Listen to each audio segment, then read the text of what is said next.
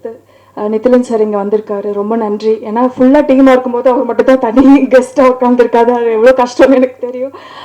ரொம்ப நன்றி சார். இப்போ மின்மினி அப்படின்னாவே நான் சிலுக்கரப்பட்டி முடிச்சுட்டு ஒரே ஒரு ரேடியோ இன்டர்வியூவில் சொன்னேன் மின்மினி பற்றி. அது வந்து சங்கர் சார் வரைக்கும் போய் ரீச் ஆகி சங்கர் சார் தான் வந்து அவர் எதிர்பார்க்குற 5 படங்களில் மின்மினியும் ஒன்றுன்ட்டு ஒரு இன்டர்வியூவில் சொல்லியிருந்தார். ஸோ அதுலேருந்து எல்லாருமே கேட்ச் பண்ணி மின்மினி வந்து அவர் தான் சொல்கிறாரு கேமராவில், இந்த மாதிரி சின்ன வயசு பசங்க சின்ன வயசில் எடுத்துகிட்டு அவங்க வளர்கிறதுக்காக வெயிட் பண்ணி செகண்ட் ஆஃப் எடுக்கிறாங்க, அந்த படத்துக்காக வெயிட் பண்ணுறேன் அப்படின்னு சங்கர் சார் ஒரு இதில் சொல்லியிருந்தார். ஸோ அதுலேருந்து இந்த படத்தோட யூஎஸ்பியாவே அதுவாக இருக்குது. இந்த மாதிரி இந்த சின்ன எடுத்துகிட்டு வெயிட் பண்ணி எடுக்கிறீங்களே அந்த படமா அப்படி கேட்பாங்க. ஆக்சுவலாக உண்மையை சொல்லணுன்னா இது அந்த மாதிரி ஒரு இந்த இந்திய சினிமாலே நாங்கள் தான் இதான் ஃபஸ்ட்டு பண்ணுறோம், ஃபஸ்ட்டு இதுதான் நாங்கள் அப்படின்ட்டு நாங்கள் ஒரு தம்பட்டை அடிச்சுக்கிறதுக்காக இது பண்ணலை. இப்படி ஒரு பொது முயற்சியாக பண்ணணுன்ட்டு பண்ணலை. இது வந்து இன்னும் சொல்லப்போனால் படம் ஆரம்பிக்கும் போது இப்படியாக நாங்கள் பண்ண போகிறோன்னே எங்களுக்கு தெரியாது. ஃபஸ்ட் ஆஃப் வந்து எடுத்துகிட்டு இதே இந்த பசங்களை மாதிரி இருக்கிற வேற ஒரு எல்டர்லி இருக்கிற ரிசம்பிளன்ஸில் இருக்க ஆக்டர்ஸை வச்சு தான் செகண்ட் ஆஃப் பண்ணணுங்கிற ஒரு இது இருந்துச்சு. ஃபர்ஸ்ட் ஆஃப் எடுத்தோம். நான் போர்சன் பீப்பிளில் நடித்த கௌரவ், பிரவீன், எஸ்தர் நடித்தாங்க. ஃபர்ஸ்ட் ஆஃப் எடிட் இருந்தால் எனக்கே வந்து நம்ப முடியல, இது வந்து ஒரு கற்பனை தான், இது ஒரு கதை தான் அப்படின்னு என்னாலேயே அதை ஏற்றுக்க முடியல. ஏன்னா அவ்வளோ நேச்சுரலாக அப்படி நடிச்சிருந்தாங்க நம்ம பசங்க. இவ்வளோ நேச்சுரலான பர்ஃபார்மன்ஸஸை வந்து இவங்க சாயலில் இருக்கிற மற்ற ஆக்டர்ஸும் அப்போ இருந்தாங்க. இவங்க வளர்ந்தால் எப்படி இருப்பாங்கங்கிற ஒரு அனுமானத்தில் வேறு ஆக்டர்ஸ் இருந்தாங்க. ஆனால் அவங்கள்ட்ட போகிறதுக்கு எனக்கே என் மனசாட்சிக்கே அது ஒத்து வரல. ஏன்னா இவங்க கொடுத்த ஒரு பெர்ஃபார்மன்ஸ் அவங்களால கொடுக்க முடியுமா, இவங்க எவ்வளோ ட்ரூத்ஃபுல்லாக இருந்தாங்க, அது அவங்களால பண்ண முடியுமாங்கிற கேள்வி தான் என்னை போட்டு பாதர் பண்ணிகிட்டே இருந்துச்சு. அவங்க ஒரு அடலசன்ட் பருவத்தில் இருக்காங்க, சீக்கிரம் வளர்ந்துருவாங்க, ஒரு 4 வருஷம் கண்டிப்பாக வெயிட் பண்ணால் அவங்க வளர்ந்துருவாங்க. ஸோ ஒய் நாட் நம்ம வெயிட் பண்ணி இவங்கள வச்சே பண்ணக்கூடாது. ஏன்னா நான் அசிஸ்டன்ட் டைரக்டராக ஒர்க் பண்ண படம், நான் ஒர்க் பண்ண படம் எல்லாமே பயங்கர டிலேயில் வந்திருக்கு. ஸோ அன்இன்டென்ஷனலாக நிறைய படம் டிலேயில் வரப்போ நம்ம ஏன் இன்டென்ஷனலாக ஒரு படத்தை நம்ம டிலே பண்ணி இவங்கள வச்சே எடுக்கக்கூடாது. அதோட ஒரே ரீசன் வந்து இவங்கள மாதிரி மற்றவங்க பெர்ஃபார்ம் பண்ண மாட்டாங்க அப்படின்னு நான் தீர்க்கமாக நம்பினது தான். ஸோ அது வந்து மனோஜ் சார் கிட்ட சொன்னேன். இப்போ மனோஜ் சார் பற்றி சொல்லணுன்னா பூவரசன் பிபி வந்து இது சூப்பரான படம், இது இன்னும் நல்லா போயிருக்கலாமே அப்படிங்கிற எல்லாரோட அந்த ஆதங்காலை அடங்கிறதுக்குள்ளேயே, அது அடங்கி முடிகிறதுக்குள்ளேயே நான் இந்த கதைக்கு போய் சொல்லி சார் இது நம்ம பண்ணியே ஆகணும் அப்படின்னு சொல்கிறேன். அப்படிங்கும்போது அதை நம்பி அவர் உள்ளே வந்ததுக்கு மனோஜ் சாருக்கு நான் ரொம்ப ரொம்ப தேங்க்ஃபுல்லாக இருக்கேன். அதுக்கப்புறம் அந்த 7 வருஷம் இந்த காத்திருப்பு இருக்குல்ல, நாங்கள் நினச்சது ஒரு 4-5 வருஷம் வெயிட் பண்ணணும் அப்படின்ட்டு தான். பட் கோவிட் லாக்டவுனால இன்னும் அது ஒரு 2 வருஷம் ஆயிடுச்சு. அதுக்கப்புறம் ஓடிடி கிளைமேட் மாறினால அது இன்னும் 1 வருஷம் ஆயிடுச்சு. ஸோ பார்த்தீங்கன்னா ஆல்மோஸ்ட் ஒரு டிகேட் ஆயிடுச்சு இந்த படம். ஸோ இந்த மாதிரி ஒரு டிலேக்கு அப்புறம் எடுக்கிறோம் அப்படிங்கும்போது யாராக இருந்தாலும் நம்மளுக்கு தெரிஞ்ச ஒரு கதை ஒரு ஃப்ரெஷ்ஷாக ஆரம்பிக்கலாமே அப்படின்னு தான் இருப்பாங்க. ஆல்ரெடி இருக்க படத்துக்கு இன்வெஸ்ட் பண்ணுறதுக்கு அது ஒரு பெரிய ரிஸ்க்கு. ஸோ அந்த ரிஸ்க் எங்களை நம்பி எடுத்த முரளிகிருஷ்ணன் சாருக்கு ரொம்ப நன்றி. மனோஜ் சார் சொன்ன மாதிரி அவர் ஆல்ரெடி இந்த மாதிரி அவர் லைன் ப்ரொடியூசிங்லாம் ஃபாரினில் பண்ணிட்டு இருந்தனால லடாக்கில் ஷூட் பண்ணுறது ரொம்ப ரொம்ப கஷ்டம். ஏன்னா ஃப்ளைட் டிக்கெட்ஸ்லேருந்து எல்லாமே அங்கே ரொம்ப ரொம்ப எக்ஸ்பென்சிவ். ஸோ அங்கே அதை ஃபெசிலிட்டேட் பண்ணி கொடுத்ததில் அவர் பங்கு நிறையாவே இருக்குது.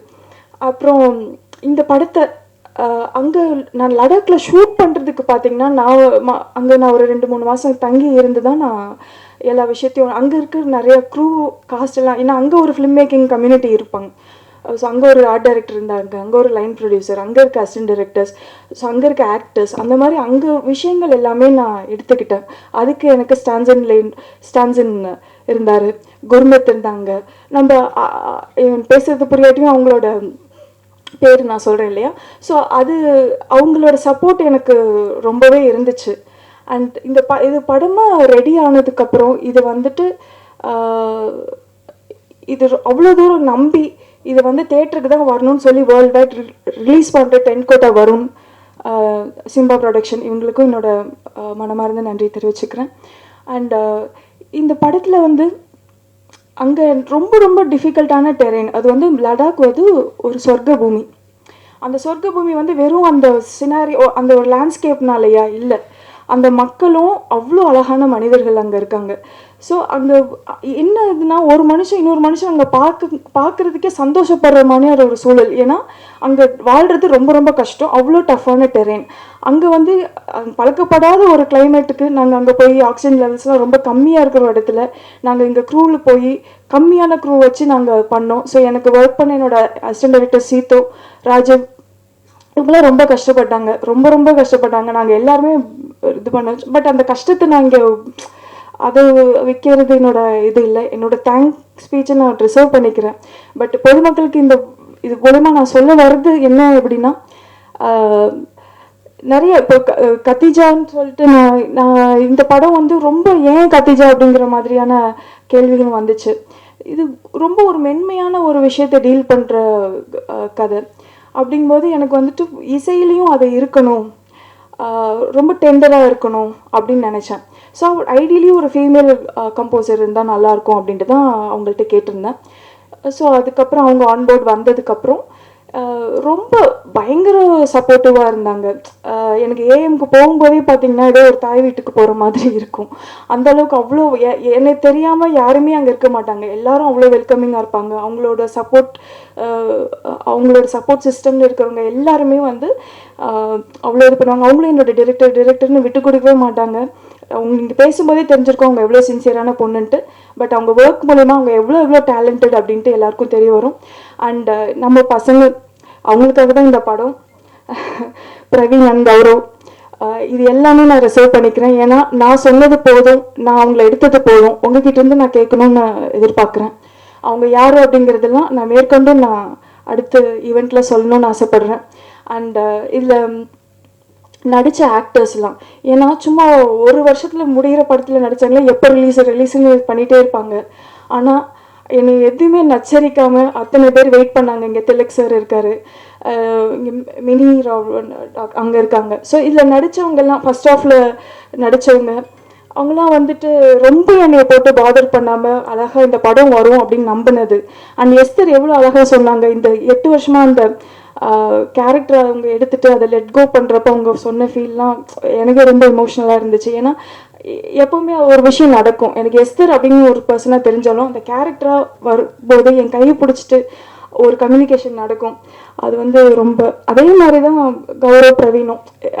நாங்கள் எல்லாமே மின்மினிக்கு அப்புறம் பார்த்தீங்கன்னா, மின்மினி ஃபர்ஸ்ட் ஆஃப் ஷூட் பண்ணிவிட்டு ஆல்மோஸ்ட் நாங்கள் அந்த டைம் பீரியட் ஒரு 7 இயர்ஸ்க்கு அப்புறம் தான் திருப்பி ரீகனெக்ட் ஆகுறோம், மனோஜ் சார் உட்பட. ஸோ எல்லாருமே ஒரு சக்தி தானே இது எல்லாத்தையும் திருப்பி கொண்டு வந்திருக்கு. ஏன்னா எல்லாரும் வேறு வேறு திசையில் போயிட்டாங்க. ஒருத்தர் டாக்டர் ஆகிட்டா, அவங்க யூஎஸ் போகிறாங்க, இப்படி எல்லாருக்கும் வேறு வேறு விஷயங்கள் இருக்குது. ஸோ இந்த படத்துக்காக எல்லாருமே திரும்பி சேர்ந்து கூடி இதை பண்ணுறதுங்கிறது பெரிய விஷயம். அது ஏன் அந்த படத்தில் என்ன இருக்குது அப்படிங்கிறது தான் இங்கே விஷயம். ஸோ கண்டிப்பாக எல்லாமே தேட்டரில் போய் இந்த படத்தை பாருங்கள். உங்களோட பத்திரிகையாளர்களாக நீங்கள் இந்த மக்களுக்கு நல்லபடியாக இந்த படத்தை எடுத்து கொண்டு போய் கொடுக்கணும்னு நான் விரும்பி கேட்குறேன். ரொம்ப நன்றிங்க.